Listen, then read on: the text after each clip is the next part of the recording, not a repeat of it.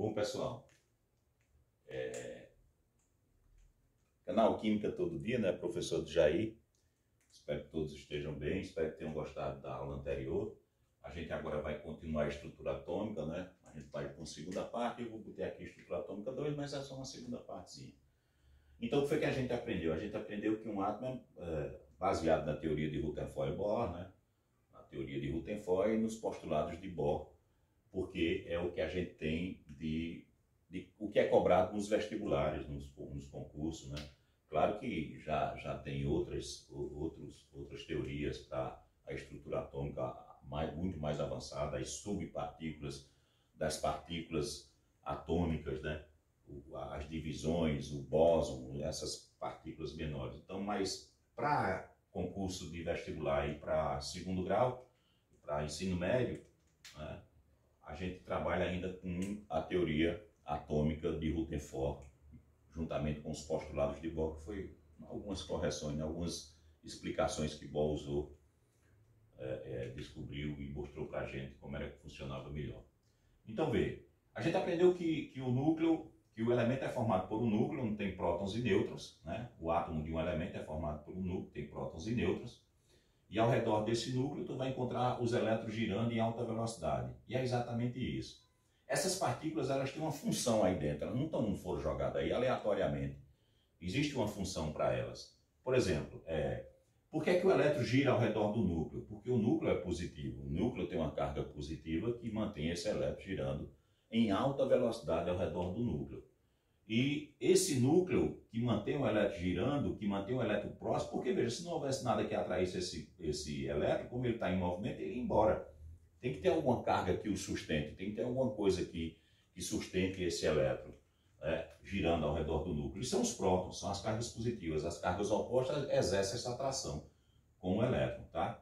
Agora veja, se nesse núcleo só tivesse... E se esse elétron diminuir a velocidade, professor? Ele será atraído pelo núcleo. Se ele diminuir a velocidade, ele é atraído pelo núcleo. Sendo atraído pelo núcleo, ele se choca com o núcleo, desmancha-se a eletrosfera, o átomo não existiria. A gente também não ia existir, porque nós somos formados por átomos, né? E aí o que é que ocorre?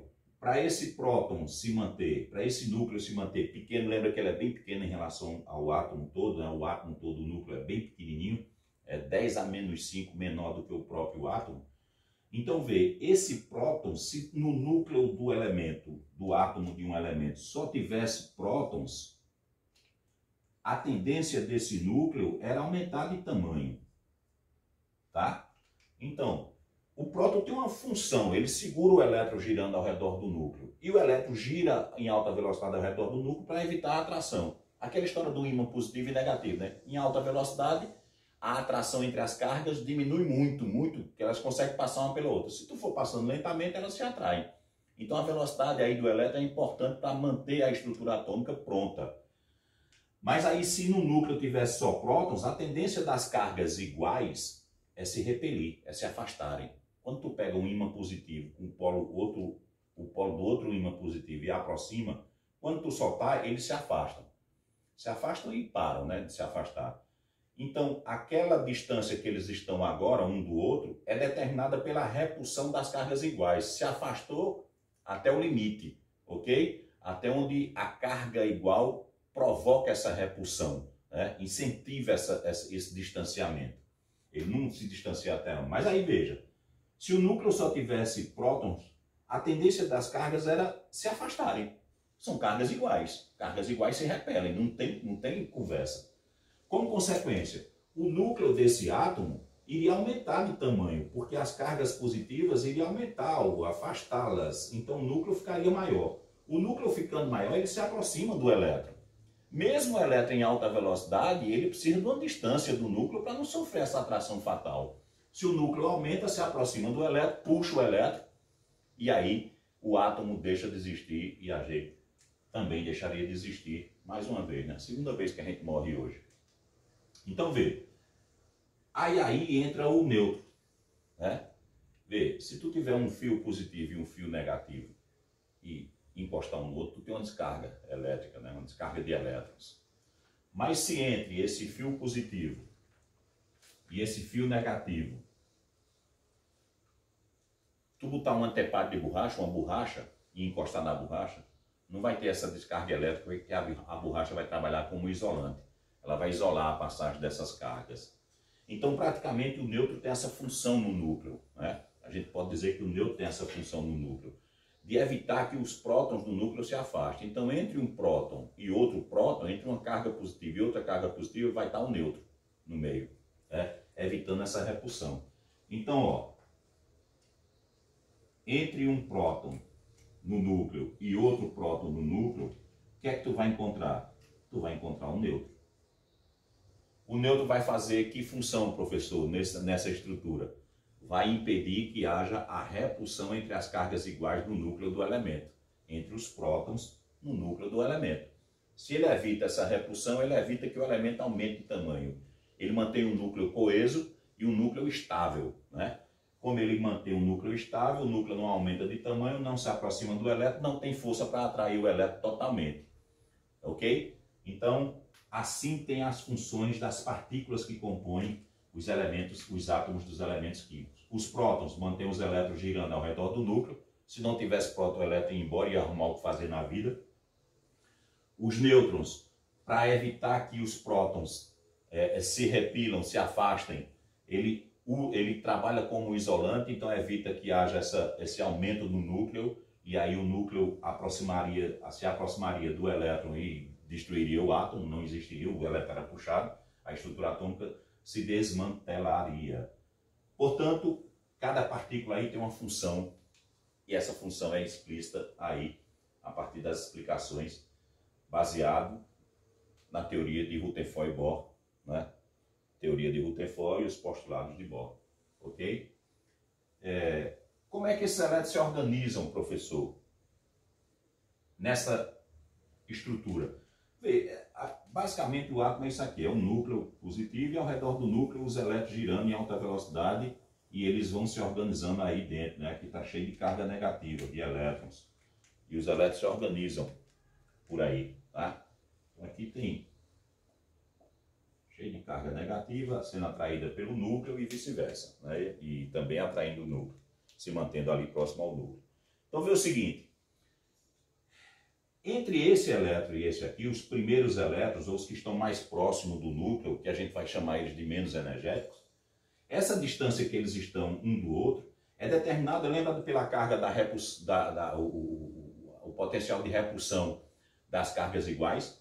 Então essa distância que os elétrons estão guardando aqui um do outro, né, é a distância determinada pela repulsão entre as cargas negativas, cargas iguais. Então elas vão se afastarem e depois que a repulsão deixar de atuar, elas param de se afastar.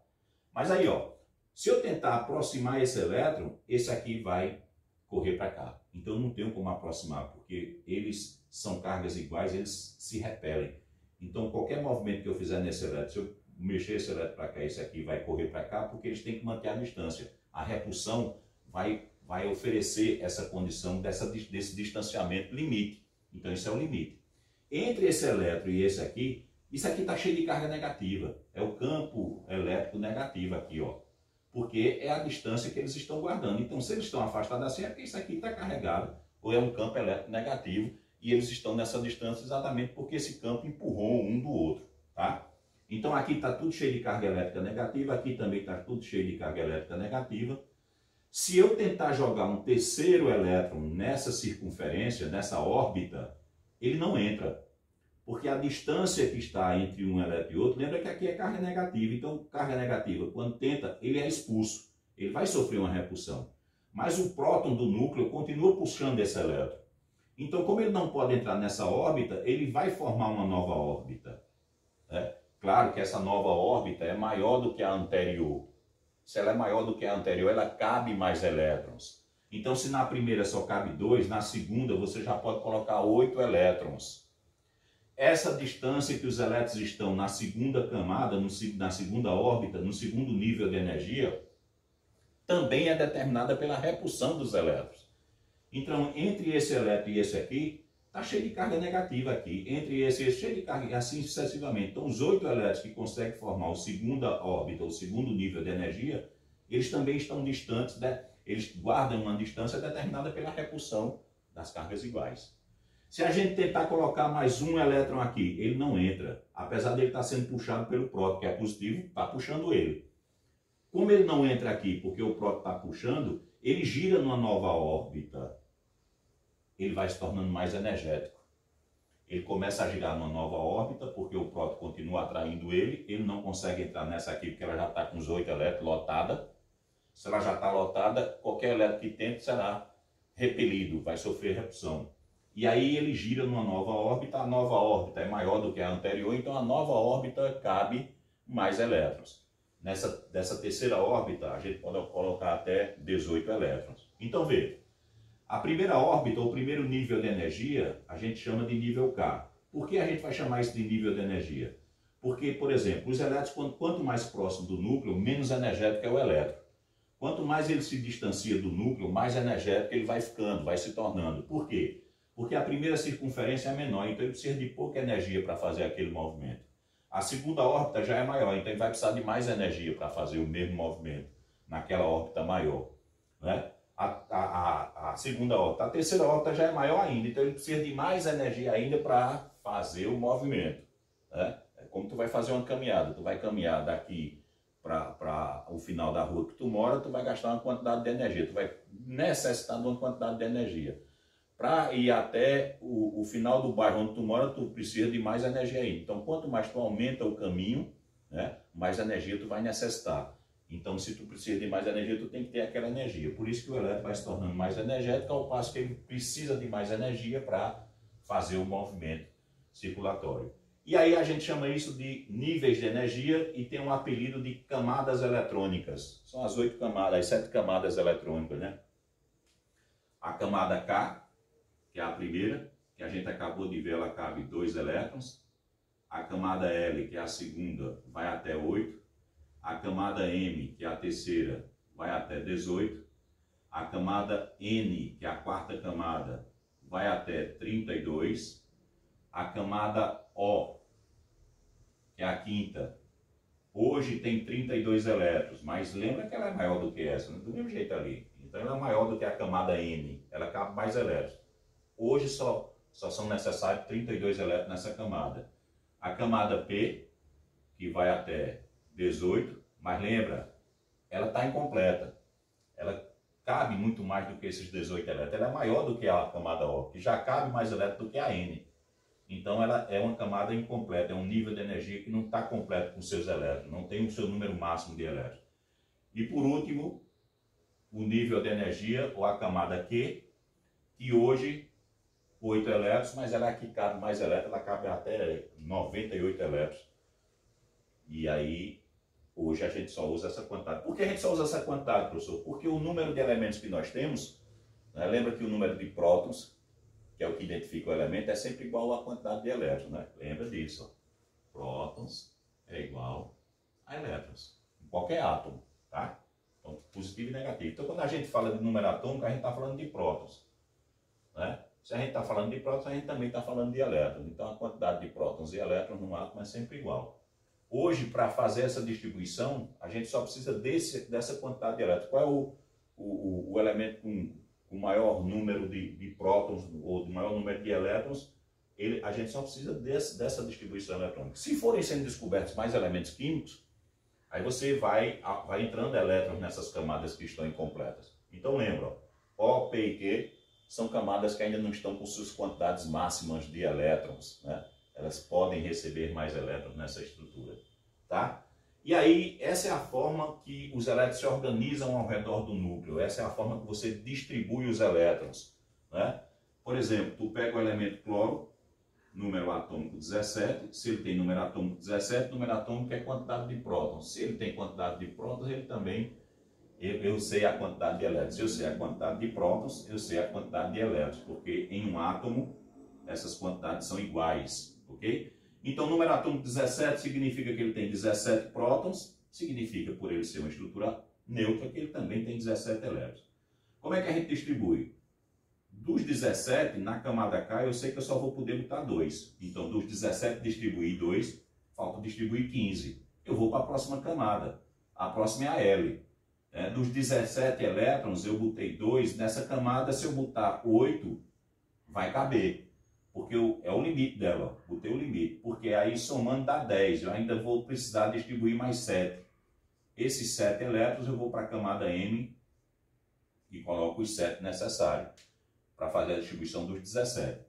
2 com 8, 10, com 7, 17. Camada K fica com 2, camada L fica com 8, camada M fica com 7.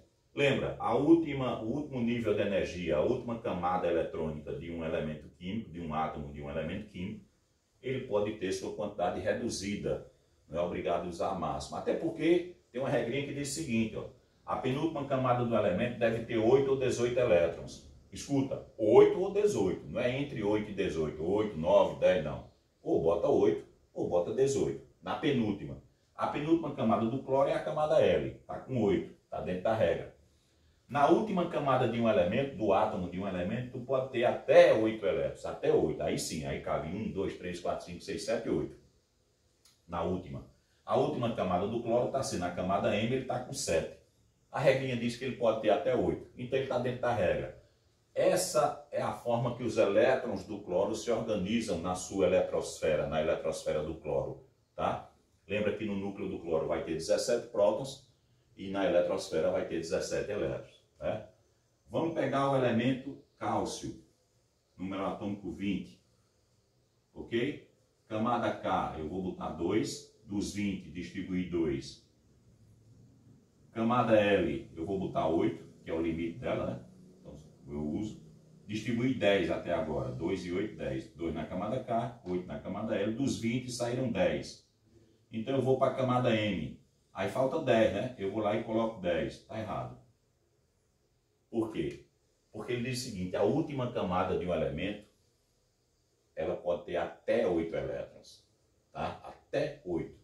Se eu botar 10 aqui, eu não vou concentrar dentro dessa regra. Eu não vou cumprir essa regra determinada pela distribuição dos elétrons. Tá? Como consequência, eu vou ser obrigado aqui a botar 8. E aí, passo para a próxima camada, que é a N, ó, os 2 elétrons para completar a distribuição. 2, 10, 2 com 8, 10, 10 com 8, 18, 18 com 2, 20. Os 20 elétrons do cálcio distribuído. Lembra? Não pude botar 10 elétrons aqui, porque se eu boto 10 elétrons, ela passa a ser a última camada do... Vou repetir, ó. Se eu botar os 10 aqui para completar os 20, 10, né? 8 e 2, 10, com mais 10, 20. Completei.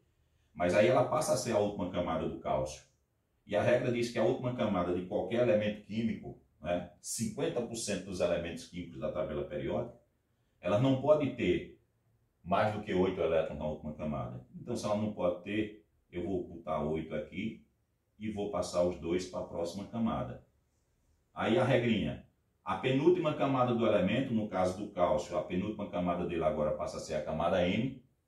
Ele tem que ter 8 ou 18 elétrons. Escuta, 8 ou 18. Não pode ser entre 8 e 18. Ou bota 8 ou bota 18. E a última camada do elemento deve ter até 8 elétrons. Ela está com 2. Então, ela não infringiu a regra. Está aí tudo bem organizadozinho. Tá certo? Vamos pegar o bromo. Aumentar um pouquinho, né? De número atômico 35. E vamos distribuir. Dos 35, eu vou botar 2 elétrons na camada K. Dos 35, eu vou botar 8 elétrons na camada M. L. Dos 35, eu vou botar na camada M quanto? Cabe 18? Cabe. Vamos tentar? Então vamos lá. Vamos ver se cabe, né? 18. Aí. 10, 28, com 8. Passou. Né? O que é que a gente faz? Camada M, né? Que a gente tinha 10, 20 e 28. Vamos lá. 18. Só para a gente deixar isso bem clarinho, para a gente não gerar dúvida. Então vamos lá. Aqui foram 10, né? 35. Distribuir 8 e 2, 10. 10 com 10, 20. Com 8, 28. Eu preciso distribuir 35. 28 para 35, faltam quantos? Faltam 7. Então pode sim caber os 18, né? Que a gente tinha desconfiado, mas pode. Deixa aí, por que tu escolheu 18? Porque, veja, se eu botar 8 aqui, 8, eu vou precisar de muito mais camadas para distribuir esses elétrons, e os elétrons se organizam dessa forma não. Eles só vão para a próxima camada quando aquela ali já chegou no seu limite. Então, para essa chegar no limite, lembra, ela passaria, para ter 18, ela teria que ser a penúltima, né? 8 ou 18 na penúltima camada do elemento. O elemento bromo pode apresentar 18 elétrons aqui. Tá certo? Porque vê, ó, 10 com 8, 18, 10 com 2 com 8, 10, 10 com 18, 28. Para 35 faltava 7. Então, o prazo. Veja aí, se aqui faltasse 9, eu não poderia botar os 9 aqui, porque a última camada não pode ter 9 elétrons, pode ter até 8. Eu teria que botar 8 e passar o próximo elétron, o último elétron para a próxima camada. Como ele só precisava de 7 para completar os 35, eu coloquei porque a última pode ter até 8. Ele só ficaria com 7. Então o bromo teria 2 elétrons na camada K, 8 elétrons na camada L, no nível de energia, né? Lembra que camada é nível de energia. 18 elétrons na camada M e 7 elétrons na camada N. E daria os 35 elétrons dele distribuídos. Penúltima camada dele, do bromo, 18 elétrons. A regra diz que na penúltima ele poderia ter 8 ou 18. Está com 18, está filé. Última camada do bromo, camada N, ele pode ter até 8, ele está com 7 elétrons. Então a distribuição está correta. E essa forma, a forma que, esse modelo é a forma que os elétrons se organizam lá na eletrosfera do bromo, tá? Dá teu like aí, né? Curte aí, indica. Se tiver alguma dúvida, bota aí nos comentários, a gente tira as dúvidas, né? Responde. Fica à vontade.